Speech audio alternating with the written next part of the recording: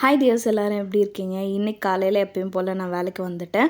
மதியத்துக்கு மேலே ஒரு யூவி ஜெல் எக்ஸ்டென்ஷன் இருக்குன்னு ஹவுஸ் அப்பாயின்மெண்ட் ஒன்று கொடுத்துருந்தாங்க. அதுக்காக நம்ம போயிருந்தோம். ஃபஸ்ட் மெனிக்யூர் ஃபினிஷ் பண்ணிவிட்டு அதுக்கப்புறம் அவங்களுக்கு நெயில் எக்ஸ்டென்ஷனில் யூவி ஜெல் எக்ஸ்டென்ஷன் நம்ம பண்ணுறதா சொல்லியிருந்தோம் இல்லையா? யூவி ஜெல் எக்ஸ்டென்ஷன் பண்ணதுக்கப்புறம் நெயில்ஸ் 2 ஹேண்டும் பார்க்குறதுக்கு இப்படி தான் இருக்கும். இவங்க ஜெல் நெயில் ஆர்ட் கேட்டிருந்தாங்க. அதுக்கப்புறமா அவங்களே சேஞ்ச் பண்ணிவிட்டு எனக்கு ஃப்ரெஞ்சே போதும் அப்படின்னு சொல்லிட்டாங்க. அதனால் ஜெல் கலர் ஃப்ரெஞ்ச் நம்ம பண்ணியிருந்தோம். இதை பண்ணுறதுக்கு நமக்கு 1.5 ஹவர்ஸ்லேருந்து 2 ஹவர்ஸ் 2.5 ஹவர்ஸ் ஆகும்.